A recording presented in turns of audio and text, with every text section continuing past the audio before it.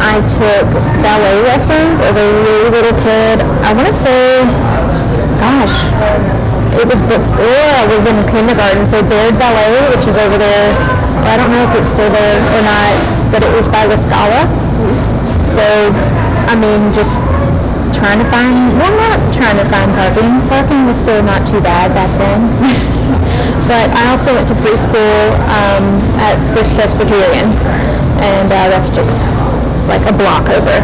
And I don't think we ever did a lot of stuff on Broad Street, but I mean, still live in the same area, then did stuff at the City Auditorium, so I guess those are my earliest memories. And who used to live at Broad Street? Oh gosh, well, Mom, of course, because she was the taxi cab. And then, with, I guess preschool, I cannot remember the name of my teachers, which is so bad because I know they're still here in Rome somewhere. But yeah, pretty much Mom, because she took us to all the lessons and stuff. Now, did she come drag you downtown to do anything? No, because I think, for one thing, there wasn't really anything to do downtown, especially for little kids, because I think only it's been within the recent few years that it's gotten to where there is stuff to do downtown, and even more so for little kids, like the town green by the Forum. So yeah, no driving downtown, maybe just, church, and that's kind of it. Now, when you got older, you went to car, and you lived around whatever you want, where are you hanging out? Well, even before getting a car, there were a couple of people that we went to school with who would have, maybe some birthday party type things, or just to hang out where, the Kaleidoscope was or is, or even just go and eat at Schroeder's, and then, we would be dropped off by the parents, and they'd be like, okay, just stay on Broad Street. But we didn't stay on Broad Street. Well, I guess kind of. We'd walk down the road to Myrtle Hill and walk up Myrtle Hill just to do something. We didn't do anything bad. We just walked.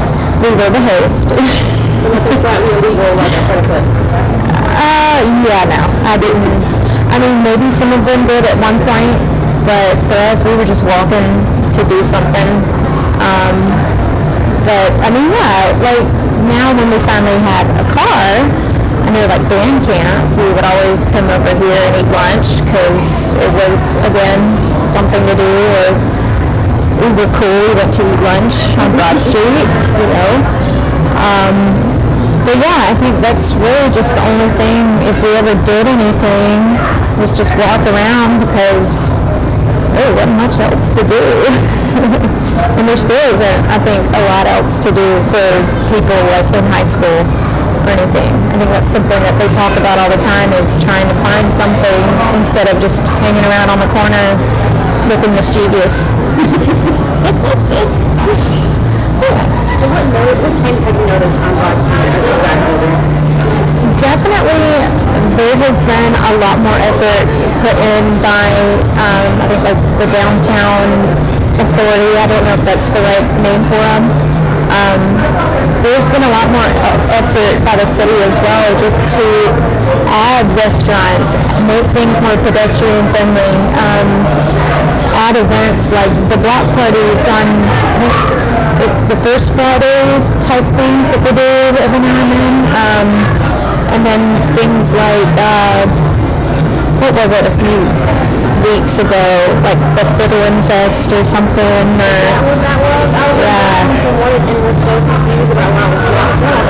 Yes, yeah, there's definitely that, and I think a weekend or two ago they had a Schnauzer festival, and they were going to try to break a Guinness World Record of how many Schnauzers were in one place at one time. I don't know if they won it or not.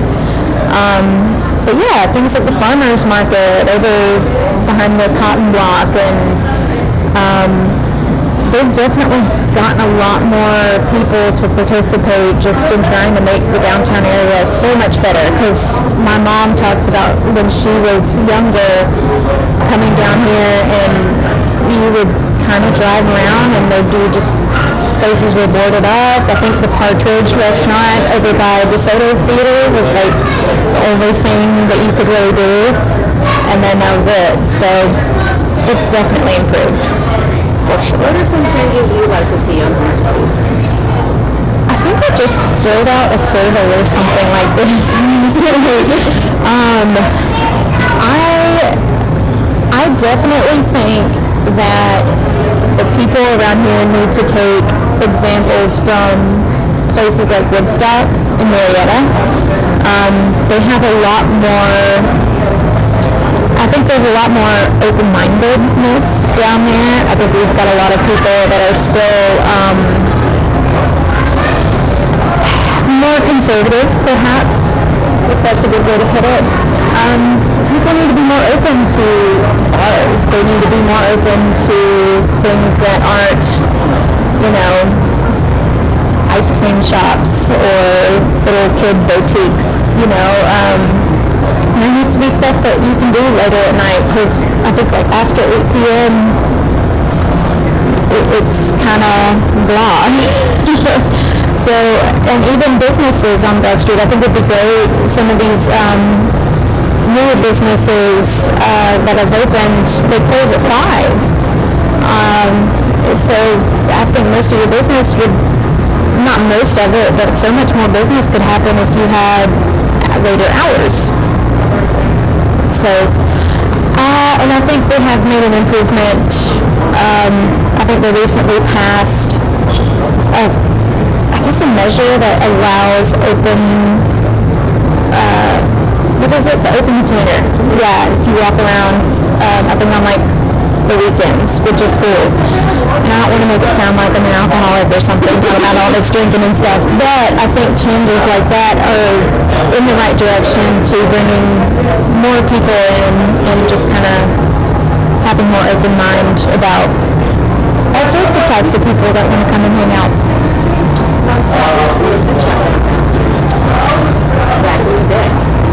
Back in the day, or I think they actually.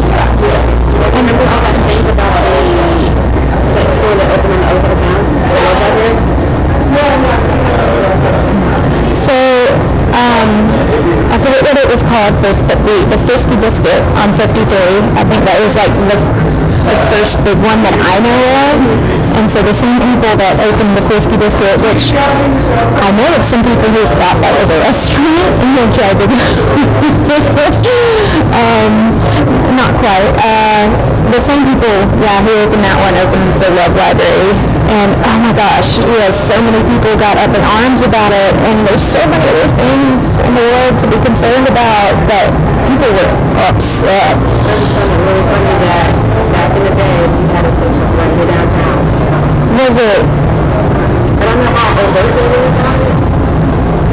Because I know about a year or two ago, the same people who had been Love Library and all that, they had actually purchased or were renting a storefront. It wasn't on Broad Street, it was like around the corner, and they were just going to sell like lingerie.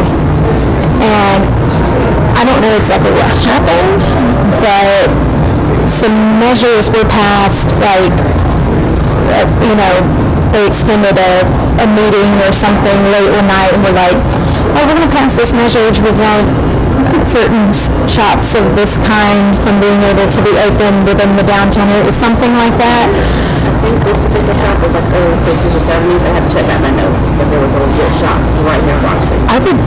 That's hilarious, and I would love to know it.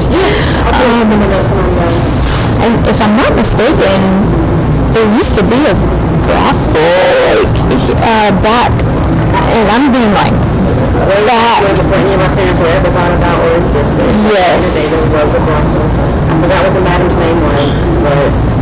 And she was like very well known, and just Rome was a happening place.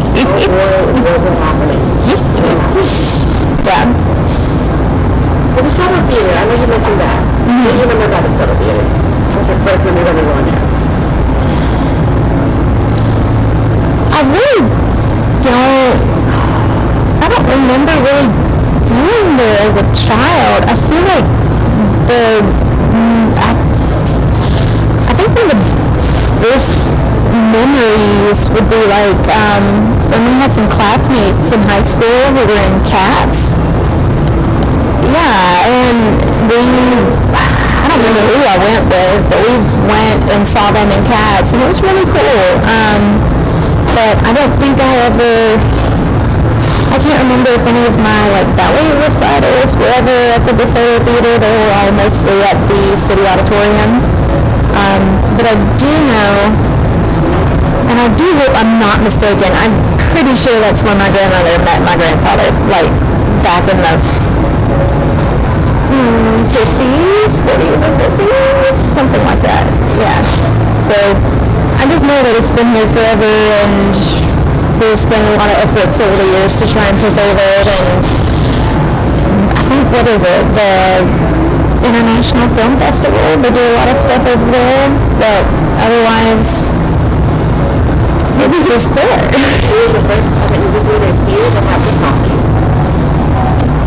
That would make sense. I know it's been here since kind of the start of, I guess, making this, your typical southern Main Street, even though I guess it doesn't qualify for some movie sets or whatever because it's a divided street, and I think they want the more stereotypical just one lane like City Creamery. Yeah. So since you've moved and you've seen the bigger cities, how would you compare your experience in near downtown Broad Streets to here? So where I live now is Dunwoody, and they actually haven't been a city. I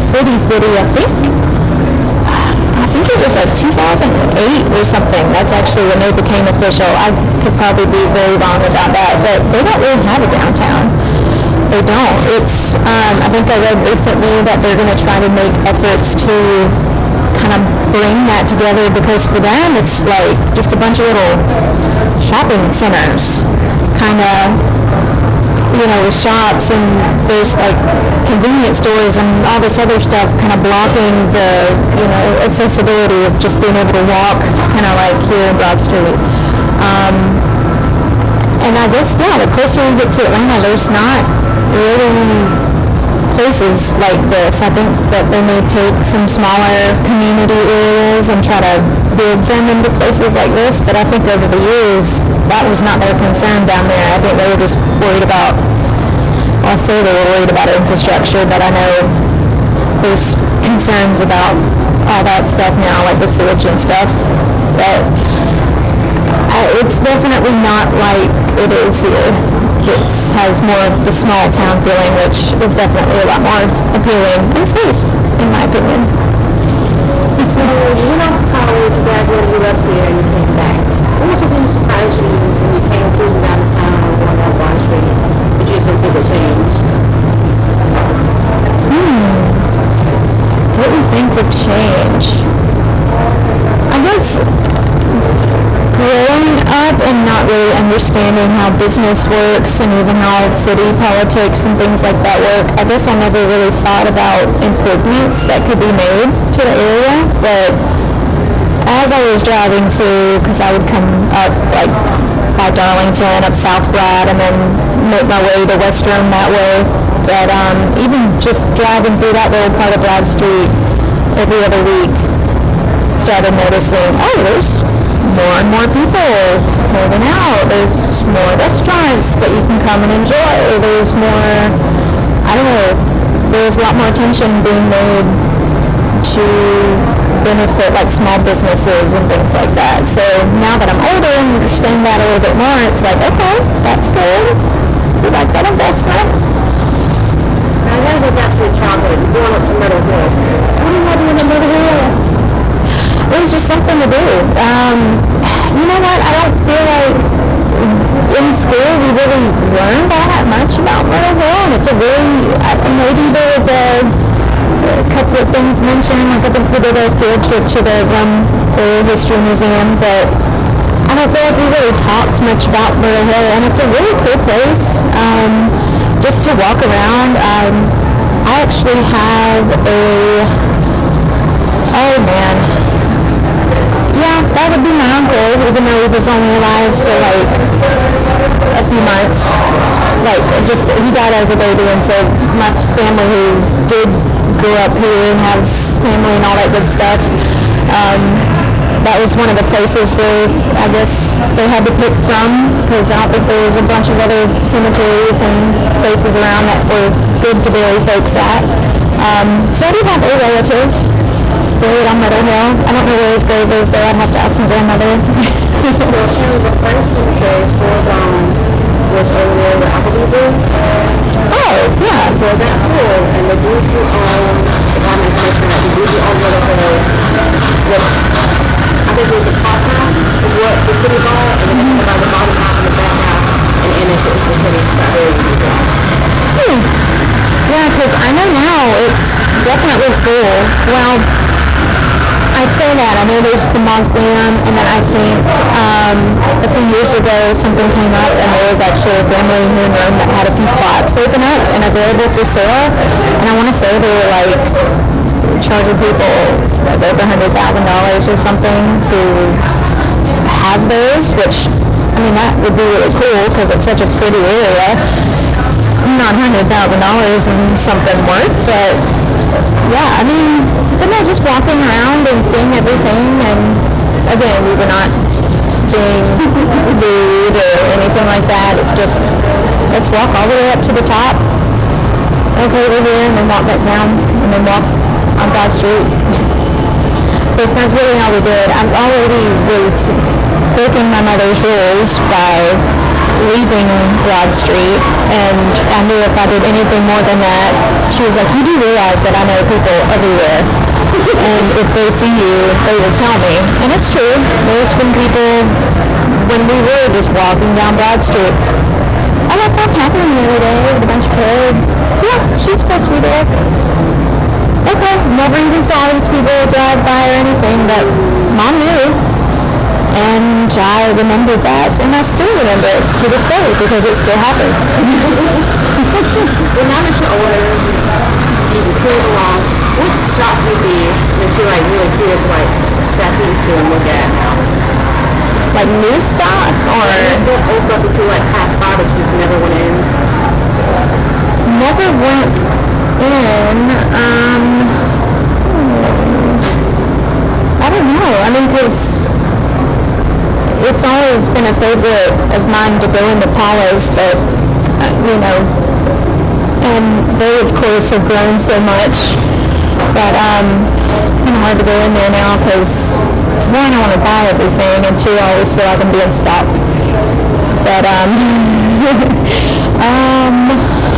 what have I not? There's been a couple of, boutique stores that I may see that open up, and then by the time I realize, oh, maybe I can go and look at them, they're gone. I don't know why that happens, but I feel like there's some places where they open up and you never hear about them, and then that maybe why they're gone. I don't know. And I think maybe that's another thing, perhaps, that they may want to consider doing, is having like a new, I don't know, advertise a new business or something on Broad Street, bring more awareness to it, because I think a lot of people have a goal of wanting to open something down here, and then they get a bit overwhelmed, or the rent maybe too much or something, and then it just kind of fades away and on to the next store. I have a trivia question for you. I would. Yeah. What do you think is the oldest building on Broad Street?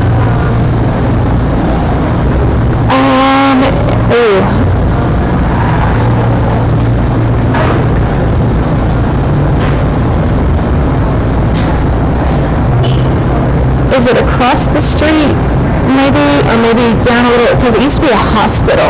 Something used to be a hospital. There was a hospital here. It was Dr. McCall, I do believe. One of the only black individuals to have a business on Broad Street before it got pushed out to the contract took away. No kidding. Wow, but that's not the oldest. It is not the oldest building. Would it be the cotton block area where it was a cotton mill? Nope. You'll never guess this because I didn't either. Was it Coleman's? No, what is I think it? that one opened in 1977. Apparently the oldest building on Broad Street is next to the City Theater. It is the Dummy Flag Casino. That is the oldest. Oh, the first building. Oh, is that what it's called? The first building? Where people live now or something. It used to be, So like, I don't know if I got this table. The City Theater is right here, and like right next to it is the Thairo shop. Tall food. oh, where the Partridge used to be? No, the parking is right next to it. Other side. Oh, I don't know then. Yeah, I'll have to take you up there. But right next to the Center Theater, like really right next door, is a place called Yummy Thai Cuisine, and it is apparently the oldest building on Broad Street. Huh. Well, where did it open up at? I don't know what else that has. I have to ask. But that is apparently the oldest building that we have today. Okay. Because there was a fire that destroyed from Wildwood Brooks down to Meadow Hill, so that killed a lot of things. I don't know, it's flooding back in the day, but you know, we can't do things right here. But we do it right now, because now we've got all of those levees and, yeah, if we didn't have those, there would be no, I mean, I think they still have issues with keeping the basements and everything pumped out. Well, apparently back in the day, or when they were like doing some renovations, especially for the Roman Area History Museum, the basement was so well done and just built on top of it. And so it has to where the water would just seep through and then from one basement to the next. So you didn't have to worry about it building up and possibly affecting the family. Okay. I learned a lot in that direction.